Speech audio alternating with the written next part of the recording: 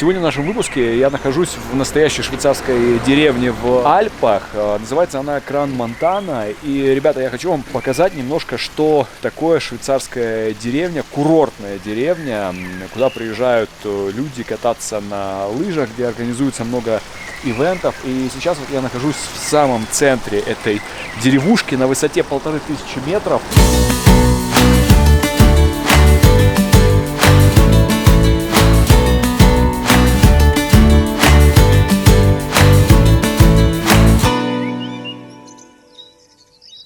Вот это вот все, это виноградники. Это все виноградники. Вот долина, и дальше за долиной горы, а за этими горами находится Италия. И вот сюда, по этой дороге, если дальше ехать, 2,5 часа, и вы будете в Милане.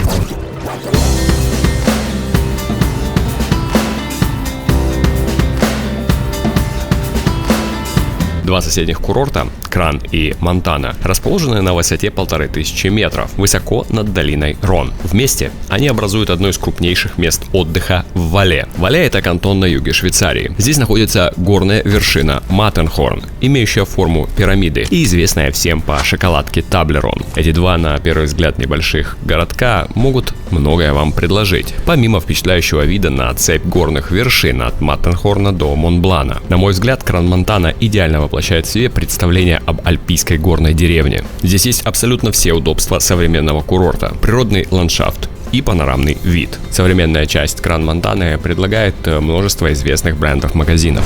И при том, что мы находимся на высоте 1500 метров, и это небольшая деревня, у вас есть брендовые магазины Prada, Louis Vuitton, Chopard, Montblanc, у вас есть пабы, огромное количество ресторанов. Мне сказали порядка 60 отелей, и при этом здесь очень сложно забронировать на зиму номера на длительный срок или найти, допустим, себе квартиру на месяц, два, три, потому что в течение сезона, когда здесь люди катаются, здесь забито все. Вот такой шале в центре курортного городка может стоить около 6 миллионов долларов. Здесь проводятся крупные спортивные мероприятия, благодаря чему курорт активен круглый год. Он также имеет репутацию Мекки для гольфа. Кран-Монтана привлекает посетителей со всего мира. Но, конечно, прежде всего сюда приезжают побыть наедине с природой, прогуляться по лесам, по развилистой сети пешеходных троп, искупаться в 5 озерах и уютно провести вечер с фондю в деревенском ресторанчике. Вот так выглядит настоящий традиционный ресторан в Швейцарии, и здесь обязательно нужно попробовать фондю. Фондю означает расплавлять, расплавленный. Собственно говоря, вы берете сыр. Раньше этот сыр на костре топили и сошкребали, а теперь, фондю. Вы знаете, как уже готовится, да?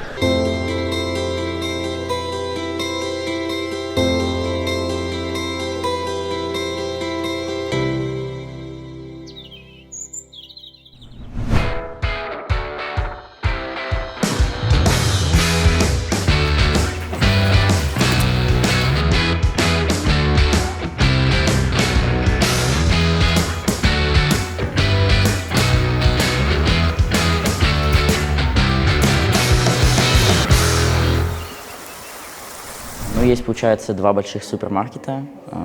На одного идти минут 10, мне кажется, до второго чуть подольше. Есть много ресторанов, есть итальянский ресторан, есть просто где вся еда, есть французский. То есть довольно много мест.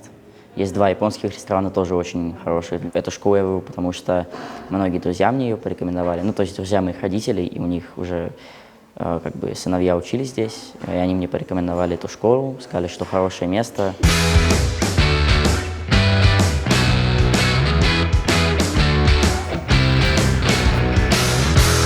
Я сейчас нахожусь на самом верху школы, это мансарда, и здесь находится библиотека потрясающая, с потрясающим видом на сам городок, деревню. Отсюда дальше у вас долина, горы. И в хороший солнечный, светлый, яркий день вы можете видеть Монблан, самую высокую гору Альп. Школа управляется частными инвесторами и одновременно городом. Это, честно говоря, уникальная такая вещь, но вы сами понимаете, что это влияет на развитие школы в целом, и это влияет на взаимодействие всего общества города со школой.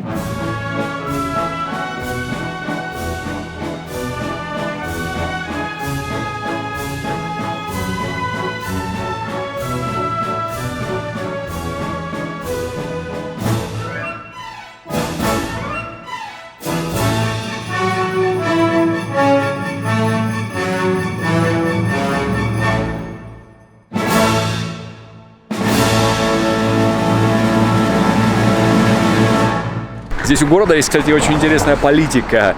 Они зимой никогда не убирают снег полностью, а оставляют небольшой слой для того, чтобы вся вот эта деревня выглядела полностью белоснежной. Мы сейчас едем с Мэтью, моим коллегой по работе из школы. Он остановился здесь, чтобы показать мне улицу, где находятся рестораны. Вот это вот все идут рестораны.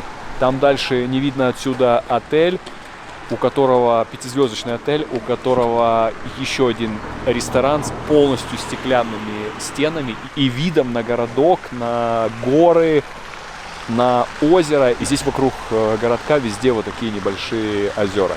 Мы сегодня целый день снимали, и сейчас пошел дождь. Нам очень повезло.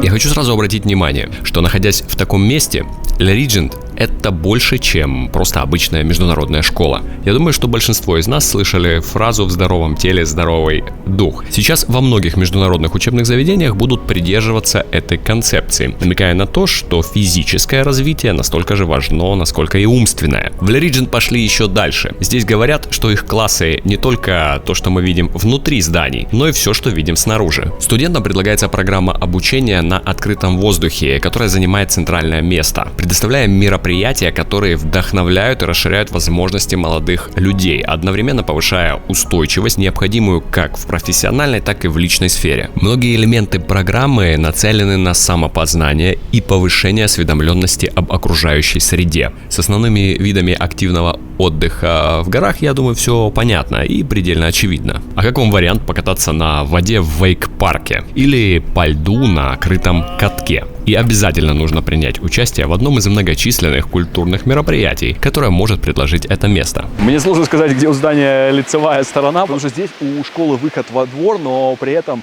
здесь есть обалденная терраса, у вас сразу же идет водопад, и дальше у вас идет озеро, вот такого красивого бирюзового цвета.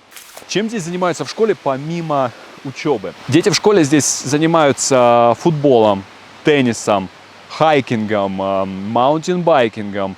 Естественно, здесь огромное количество активностей просто в лесу, ну, типа там прогулки, скалолазания. Здесь даже можно заниматься серфингом. Здесь ниже по дороге есть бассейн с искусственной волной, где дети, собственно говоря, могут заниматься серфингом. И здесь Audi проводят свои мероприятия, куда приглашаются серфингисты, лыжники, происходят всякие там трюки, шоу.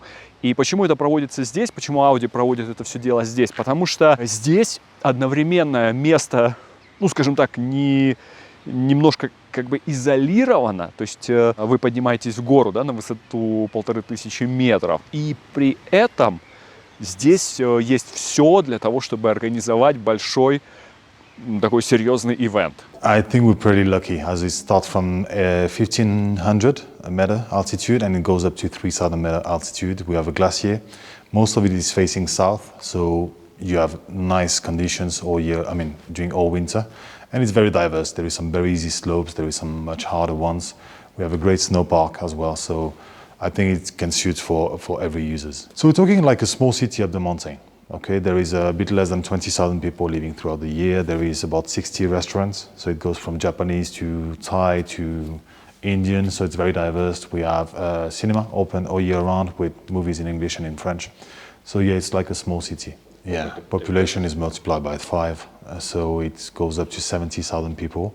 It's really crowded. It's quite similar to other major resorts in the Swiss Alps or in the French Alps. It's very buzzing, and there is a lot of cultural events, there is a lot of parties, obviously. A lot of families are coming here to spend the winter as well. Yeah, there is some real estate projects. So there is a Six Senses opening a residence here, so it will be partially hotel and partially residence. Then it's, once again, it's very, it attracts a lot of people because we have kind of everything here.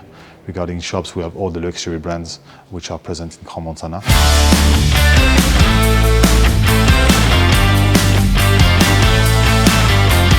На ум приходит логичный вопрос, где можно остановиться, приезжая в Кран-Монтану. Благодаря тому, что в этом месте проводятся крупные культурные и спортивные мероприятия, здесь есть разнообразный выбор оригинального и комфортного жилья. И поверьте мне, среди всего этого широкого спектра качественного, классного жилья каждый путешественник найдет что-то для себя. От 5-звездочных отелей, и сейчас даже строится один 6-звездочный, до гостевых домов в стиле горных хижин, кемпингов, шале и квартир в аренду. И посетив как местные рестораны, так и гостиницы, я обратил внимание на подход к обслуживанию людей. И где бы вы ни остановились, в гостевом доме или 5-звездочном отеле, куда бы вы ни зашли, в небольшой продуктовый магазинчик или дорогой ресторан, к вам, как к гостю, будут относиться с максимальной теплотой, создавая такую дружескую атмосферу. Продавец, официант или ресепшенист будет глубоко увлечен своим делом. Местные говорят, что Кран-Монтана — это идеальная отправная точка для гастрономического кругосветного путешествия. Только выезжать никуда не надо. Каждый прием пищи в новом ресторане может стать для вас сменой обстановки. Где-то вы отправитесь в Ливан, где-то в Японию, ну а где-то в Португалию. Ну и, конечно, 2 звездных ресторана — Лур, Франко Рейно или Монблан от Le Cran Hotel and Spa. Оба они отмечены звездами Мишлен.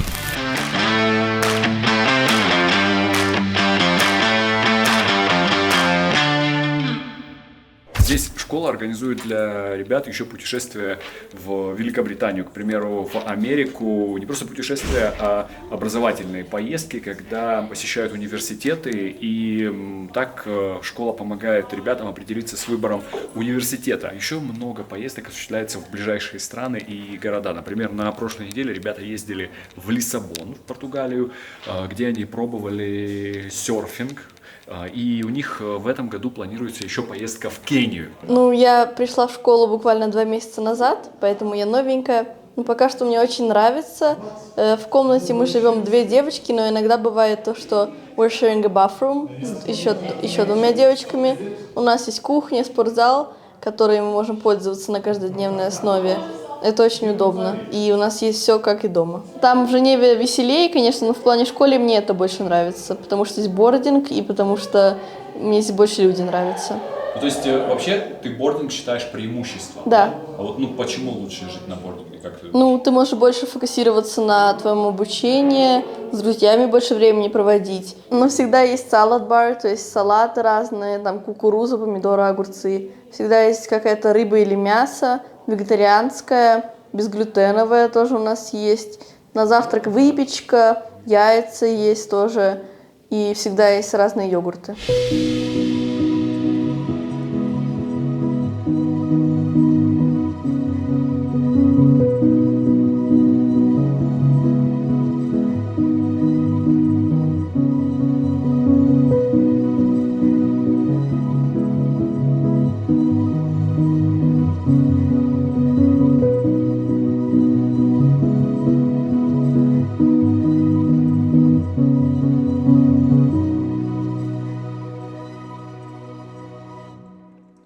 И у школы есть огромный свой спортзал, где вы можете заниматься, в принципе, всеми видами спорта, которые должны быть в спортзале. Это и бадминтон, и теннис, и волейбол, и сквош, и танцами.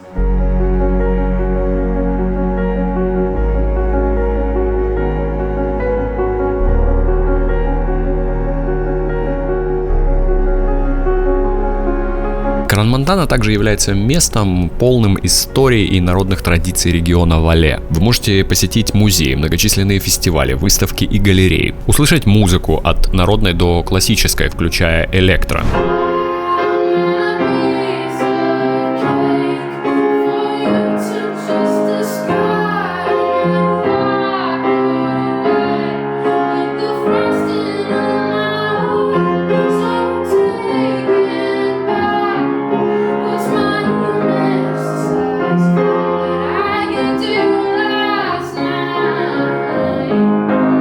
Сейчас у нас буквально несколько дней лета прошло, и сейчас все подготавливается для того, чтобы здесь полностью все было увешано цветами. Сейчас клумбы, на улицах дома, и мне сказали, что буквально через неделю все здесь будет в цветах. И вот представьте, вот в этом месте здесь у нас гольф-поля, и здесь проводятся чемпионаты Европы. И когда проводятся чемпионаты Европы, спортсмены приезжают сюда с детьми, семьями, и здесь могут играть в гольф там, чемпионы Европы, чемпионы мира. И вы просто, находясь здесь, вот в этой деревне, можете спокойно видеть каких-нибудь звезд, которые приехали посмотреть эти чемпионаты. Вы можете видеть звезд гольфа. Здесь супер безопасно при всем этом. Здесь на высоте 1500 метров стоят электрические зарядки для того, чтобы вы зарядили свою Теслу.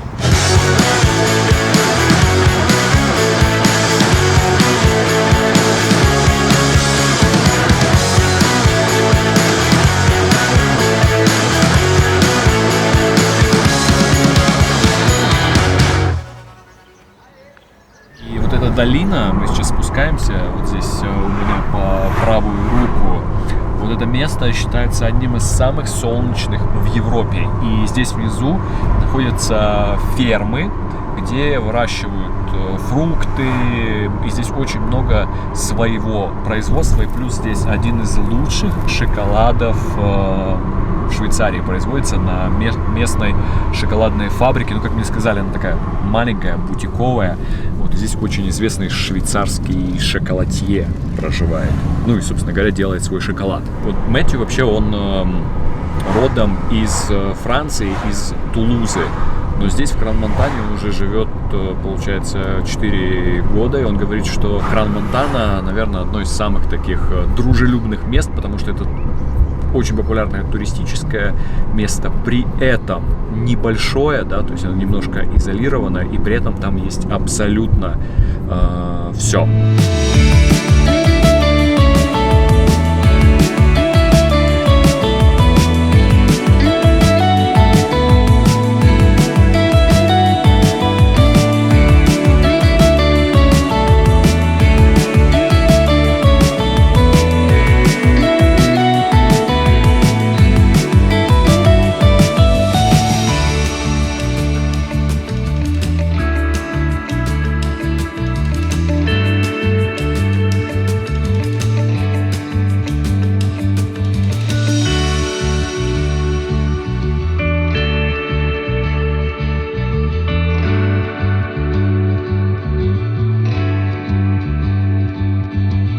So we have a student community that's just over 200 at the moment. We're a growing school for sure, and we have many different nationalities. We try to stick to a limit of about 10% of each nationality. We love having our students integrate and really learn English, learn French as well. So getting that mix is really nice. So we have students from all over the world, from Mexico, Russia, China, the UK, and few of our local Swiss, so it's a really nice mix. So we accept boarders from the age of 7. We believe that that's kind of the youngest that we can maintain a really good family balance. That's really important for us as a school. And at that age, we just expect a willingness and a love of learning. That's really what we invite to this school. Moving on to the senior school, we are an IB school. We do the International Baccalaureate here, which is quite a committing and demanding academic program. So what we anticipate from students at that point is, a commitment to their studies and ideas about their future to motivate them and really prepare them for the workload that entails. But it's not all serious studies here. We have a great expedition program. We are in the Swiss mountains. So we encourage students to come here with an open mind and be prepared to have experiences outside of school. Вот здесь находится основное здание, где мы с вами были. Также есть и детская школа. Выглядит это здание вот так. На всей этой территории находится, значит, у вас футбольное поле, дальше есть зоны для отдыха и для бега, здесь есть баскетбольная площадка и еще такая зона чиллаута, я ее называю, с шезлонгами, модными всякими столиками, стульчиками. И здесь дальше теннисные корты. И, кстати, если вам нужно в город, центральную его часть, то вы идете сюда, в эту сторону где-то 5-10 минут.